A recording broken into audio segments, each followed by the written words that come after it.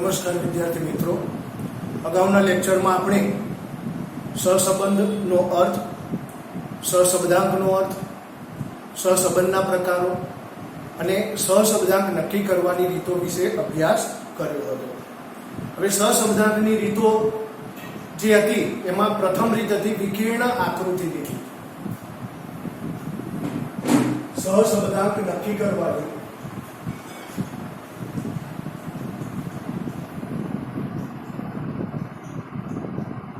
રીતો, એમાં વિકર્ણ આકૃતિની રીત.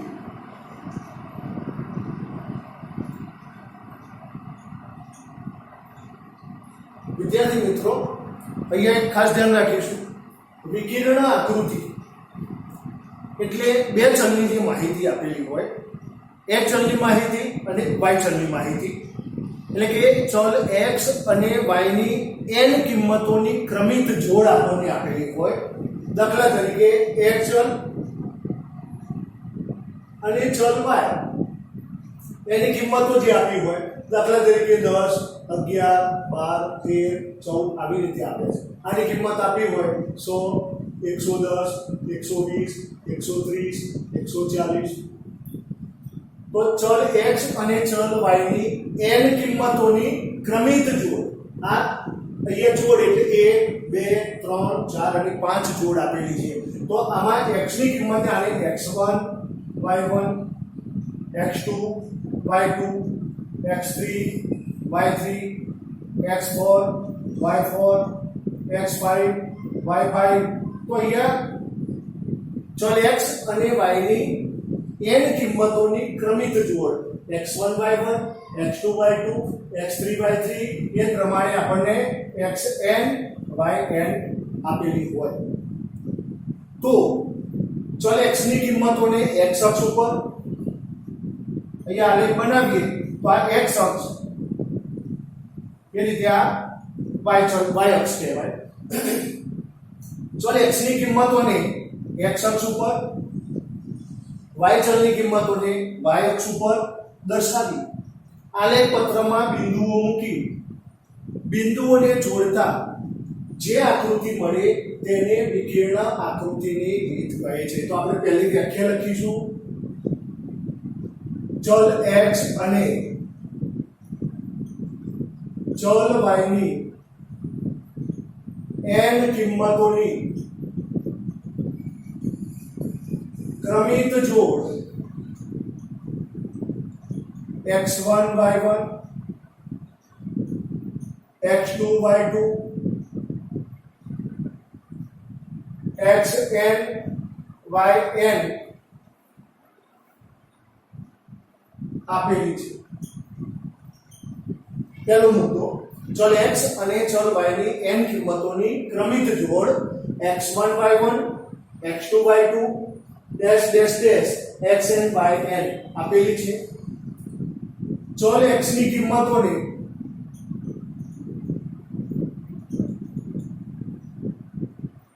x અક્ષ ઉપર અને ચલ y ની કિંમતોને y અક્ષ ઉપર લઈ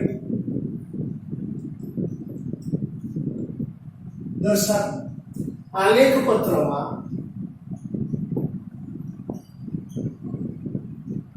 બિંદુઓનું નિરૂપણ કરી x ને અનુરૂપ y ની કિંમતોનું અહીંયા બિંદુઓમાં નિરૂપણ કરી જ દઈશું. તો બિંદુઓનું આલેખ પત્રમાં બિંદુઓનું નિરૂપણ કરી આ બિંદુઓને જોડતા જે આકૃતિ મળે છે તેને વિકર્ણ આકૃતિની રીત કહે છે.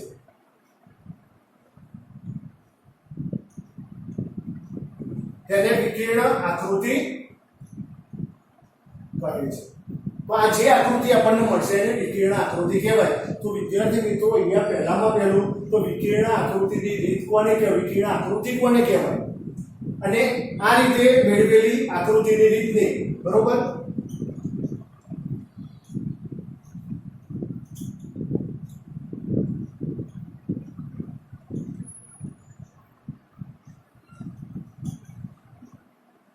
તેને વિકર્ણ આકૃતિની રીત કહે છે.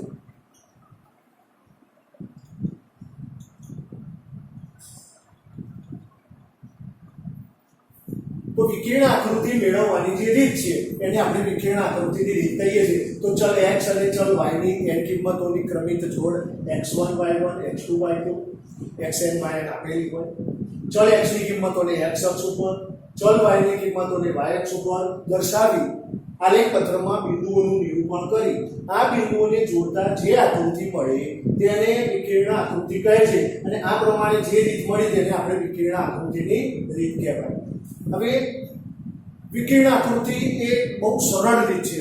બે ચલ વચ્ચે સહસંબંધ નક્કી કરવા આનો મોટા પાયે ઉપયોગ થતો હોય છે. ઝડપથી આપણે સહસંબંધનો પ્રકાર જાણી શકીએ, ધન સહસંબંધ છે કે ઋણ સહસંબંધ. પરંતુ આની મુખ્ય મર્યાદા કે સંખ્યાત્મક માપ મેળવી શકાતું નથી. સહસંબંધનો પ્રકાર જાણી શકાય છે એટલે બહોળો ઉપયોગ આ રીતનો થતો હોય છે. હવે વિકર્ણ આકૃતિ પ્રમાણે સહસંબંધના પ્રકારો આપણે જોઈશું. તો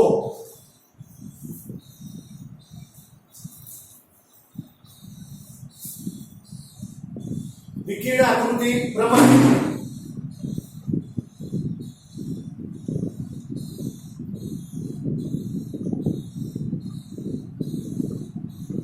આકૃતિ મુજબ સહસંબંધના પ્રકારો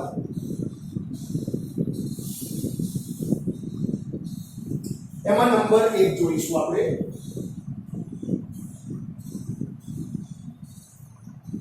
સંપૂર્ણ ધન સહસંબંધ.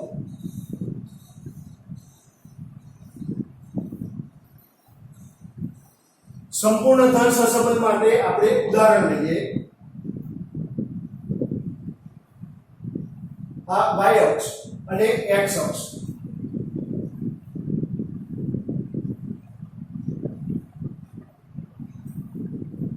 હવે આલેખ પત્ર પરના બિંદુઓ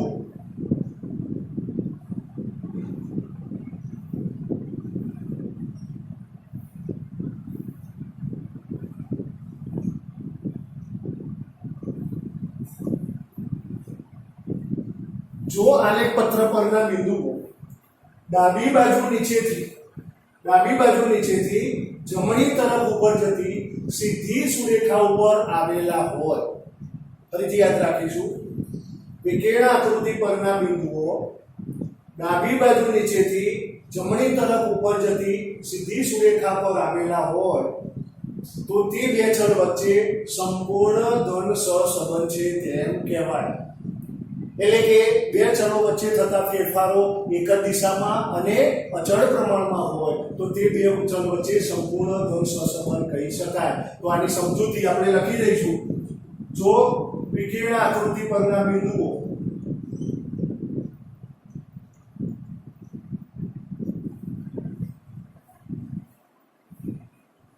ડાબી બાજુ નીચેથી જમણી તરફ ઉપર જતી સીધી સુરેખા પર આવેલા હોય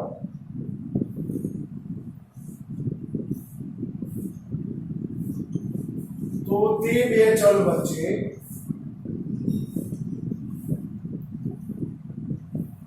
સંપૂર્ણ ધન સહસંબંધ છે તેમ કહેવાય. અહીંયા જ્યારે આ પરિસ્થિતિ હશે ત્યારે r બરાબર એની જે કિંમત છે 1 મળે. બીજું, બે ચલો વચ્ચે થતા ફેરફારો એક જ દિશામાં અને અચળ પ્રમાણમાં હોય છે.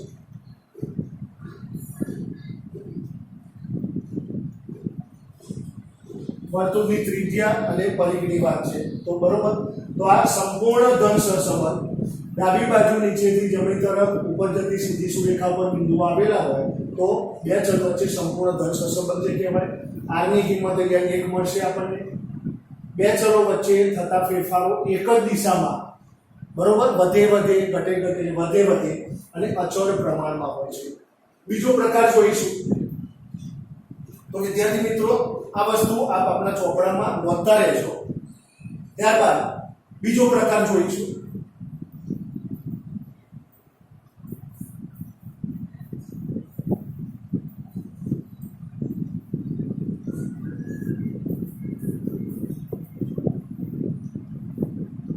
સંપૂર્ણ ઋણ સહસંબંધ.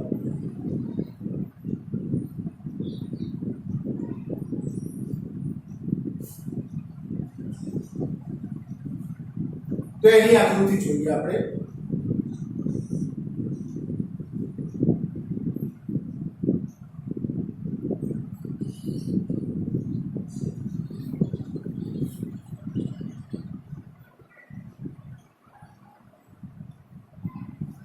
તો વ્યાખ્યામાં ફેરફાર થશે.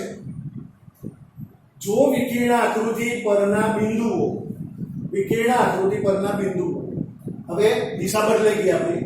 ડાબી બાજુ ઉપરથી જમણી તરફ નીચે ઢળતી સીધી સુરેખા પર આવેલા હોય. તમારે અહીંયા ક્રમ યાદ રાખવાનો. ડાબી બાજુ નીચેથી જમણી તરફ ઉપર જતી તો ધન, પણ ડાબી બાજુ ઉપરથી જમણી તરફ નીચે ઢળતી સીધી સુરેખા પર આવેલા હોય તો તે બે ચલ વચ્ચે સંપૂર્ણ ઋણ સહસંબંધ છે તેમ કહેવાય. અને અહીંયા r બરાબર -1 કિંમત મળશે જો બે ચલો વચ્ચે થતા ફેરફારો એક જ દિશામાં નહીં પરંતુ એ શું આવશે, વિરુદ્ધ દિશામાં થતા હોય અને અચળ પ્રમાણમાં હોય તો બે ચલ વચ્ચે સંપૂર્ણ ઋણ સહસંબંધ છે તેમ કહેવાય. તો એ વ્યાખ્યા લખીશું. જો વિકર્ણ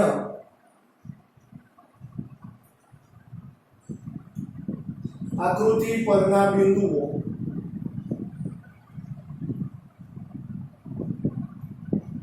ડાબી બાજુ ઉપરથી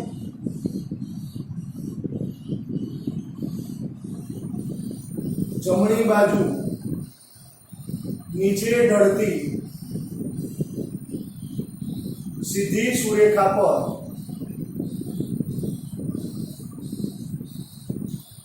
આવેલા હોય તો તે બે ચલ વચ્ચે સંપૂર્ણ ઋણ સહસંબંધ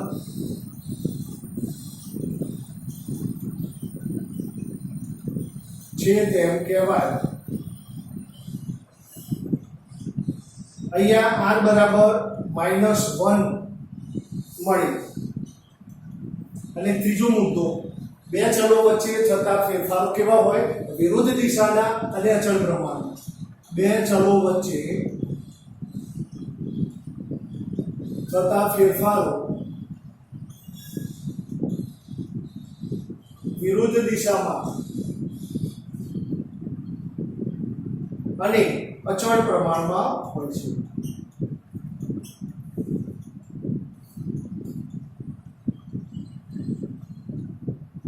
હવે વ્યવહારિક જીવનમાં અત્યારે હાલના સાંપ્રત સમયમાં જોઈએ તો સંપૂર્ણ ધન અને સંપૂર્ણ ઋણ સહસંબંધ હોય એ શક્ય નથી. આના માટે આપણે સહસંબંધના અન્ય 3 પ્રકારો વિશે અભ્યાસ કરીશું. તો અન્ય પ્રકારો સંપૂર્ણ નહીં પરંતુ આંશિક ધન સહસંબંધ, આંશિક ઋણ સહસંબંધ. કારણ કે અત્યારે હાલ દરેક બિંદુ એક જ સુરેખા પર હોય એવું શક્ય બનતું નથી. એટલા માટે આંશિક ધન સહસંબંધ અને આંશિક ઋણ સહસંબંધ અને ત્યારબાદ સહસંબંધનો અભાવ પણ હોઈ શકે. તો આપણે નેક્સ્ટ ત્રીજો મુદ્દો એનો અન્ય પ્રકારો વિશે જોઈએ. તો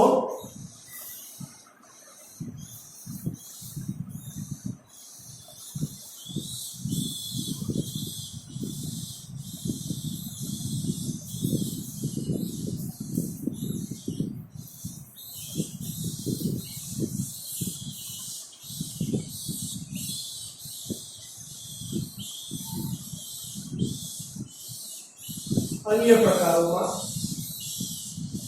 નંબર 1 આંશિક ધન સહસંબંધ.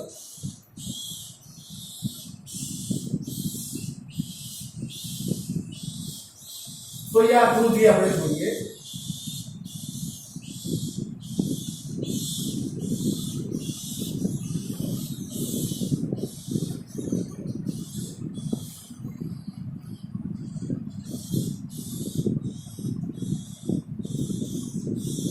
જોઈ શકો છો કે વિકર્ણ આકૃતિ પરના બિંદુઓ ડાબી બાજુ નીચેથી જમણી તરફ ઉપર જતી સીધી સુરેખા પર આવેલા ના હોય પરંતુ આજુબાજુમાં આવેલા હોય. અહીંયા આપણે આ સુરેખા નિરૂપણ કરીએ તો તમે જો આજુબાજુ નજીકમાં આવેલા હોય તો તે બે ચલ વચ્ચે આંશિક ઢળ સહસંબંધ છે તેમ કહેવાય. તો વિકર્ણ આકૃતિ પરના બિંદુઓ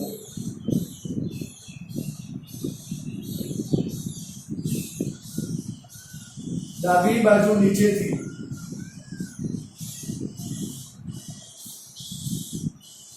જમણી તરફ ઉપર જતી સીધી સુરેખા પર આવેલા ન હોય પરંતુ તેની આજુબાજુ આવેલા હોય.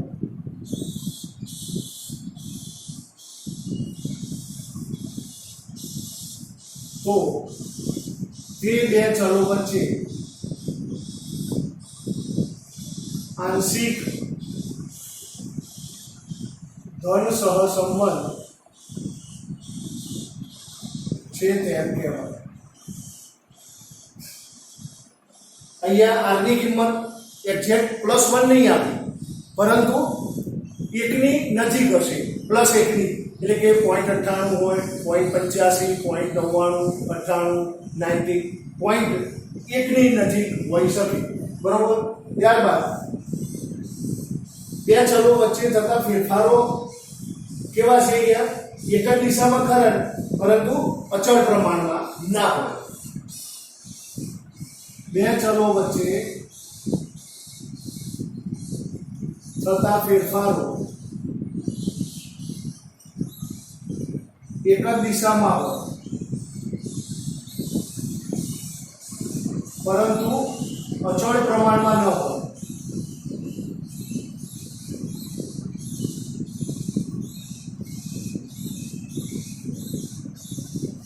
ત્યારે બે ચલો વચ્ચે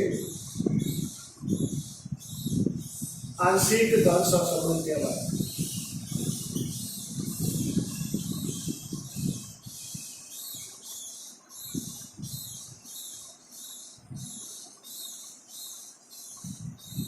તો અહીંયા આંશિક ધન સહસંબંધનું ઉદાહરણ જોયું. હવે ત્યારબાદ આંશિક ઋણ સહસંબંધ.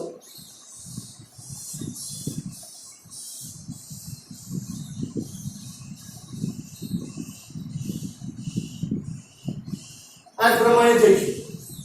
તો આકૃતિ પહેલા જોઈએ.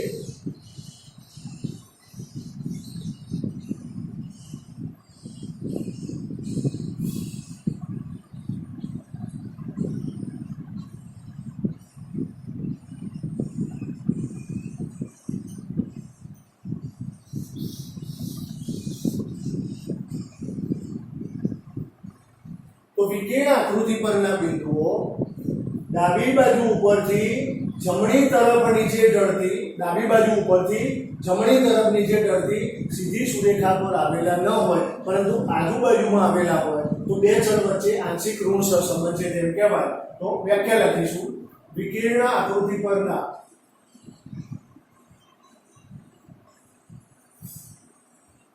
બિંદુઓ ડાબી બાજુ ઉપરથી જમણી તરફ નીચે ઢળતી સીધી સુરેખા પર આવેલા ન હોય પરંતુ તેની આજુબાજુ આવેલા હોય તો તે બે ચલો વચ્ચે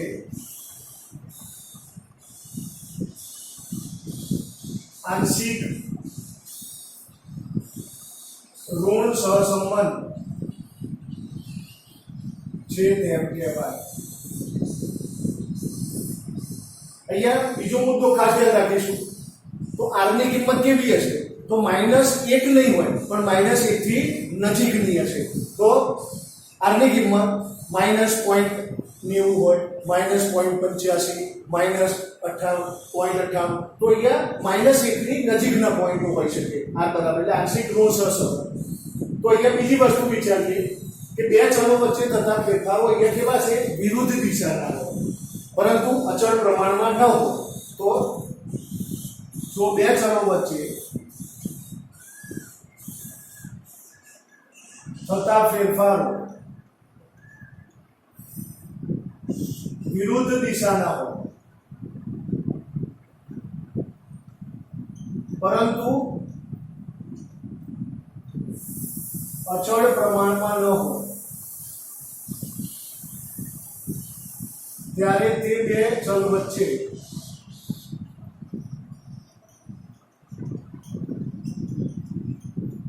આંશિક ઋણ સહસંબંધ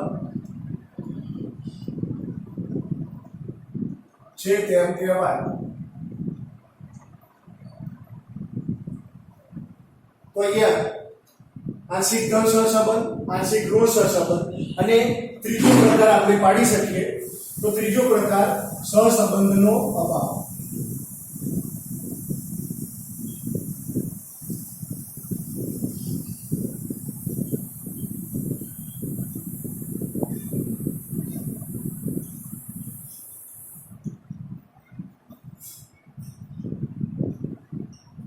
સહસંબંધનો અભાવ એમાં આકૃતિ જોઈશું.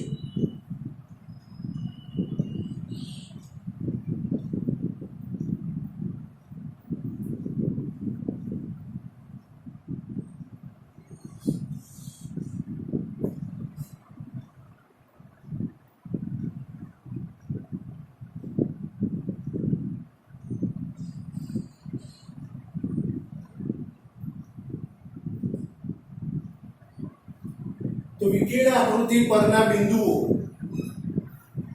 સીધી સુરેખામાં ન હોય, વિખરાયેલા હોય, તો તે બે ચલ વચ્ચે સહસંબંધનો અભાવ છે તેમ કહેવાય. તો વિકર્ણ આકૃતિ પરના બિંદુઓ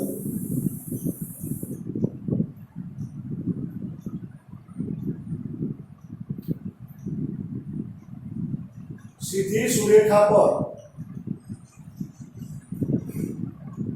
આવેલા ન હોય, પરંતુ છૂટા છવાયા વિખરાયેલા હોય, ચોક્કસ ગમમાં ન હોય,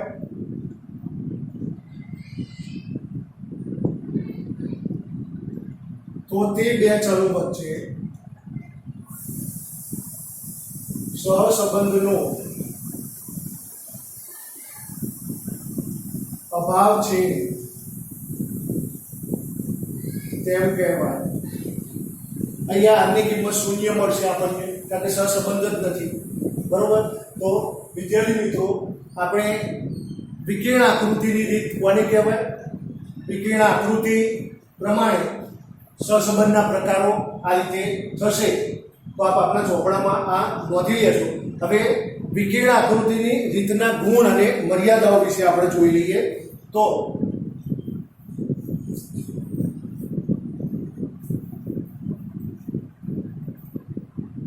વિકર્ણ આકૃતિની રીતના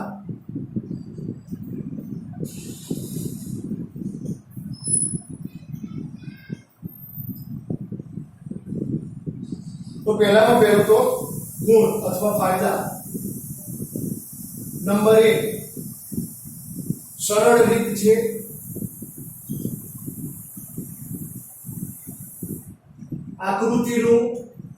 આકૃતિનું નિરીક્ષણ કરવાથી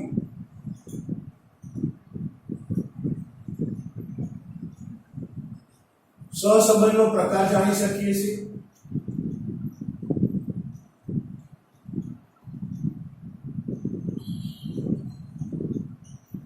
કેટલેક અંશે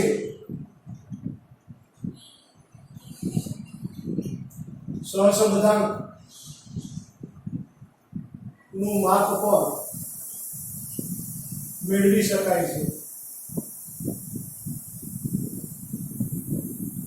ગણિતના ઊંડા જ્ઞાનની જરૂર પડતી નથી. તો અંતિમ પ્રાપ્તાંકો આપેલા હોય માહિતીમાં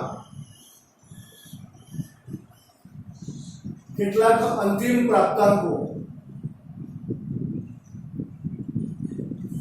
આપેલા હોય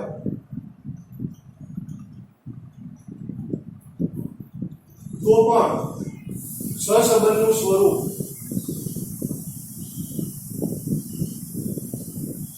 જાણી શકીએ છીએ.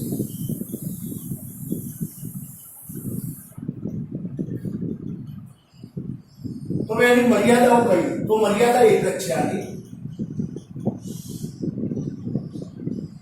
મર્યાદા. તો અહીંયા એક માર્કમાં પ્રશ્ન પૂછાય વિકર્ણ આકૃતિની મુખ્ય મર્યાદા કઈ છે?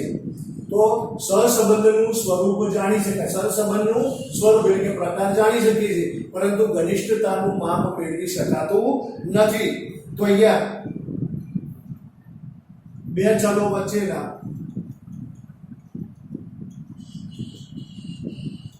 સહસંબંધની ઘનિષ્ઠતાનું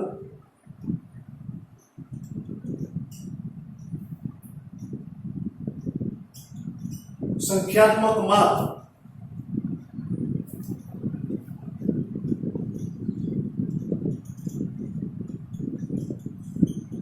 મેળવી શકાતું નથી, પરંતુ ફક્ત સહસંબંધનો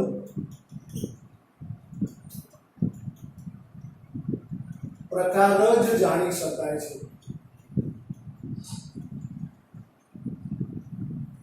તો આ વિકર્ણ આકૃતિના ગુણ એટલે મર્યાદા.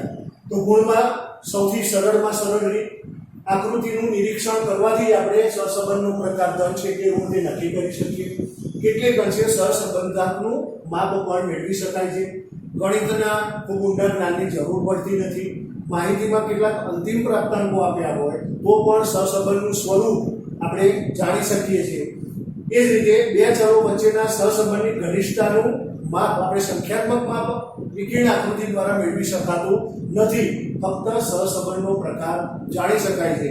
તો આ પ્રમાણે વિકર્ણ આકૃતિની રીત, એની થિયરી એટલે કે અર્થ, એના રીતે જે પ્રકારો થાય એના ફાયદા અને મર્યાદા વિશે અભ્યાસ કર્યો. હવે સ્વાધ્યાય 2.1 પેજ નંબર 66 એના વિશે આપણે આગળ ચર્ચા કરીશું.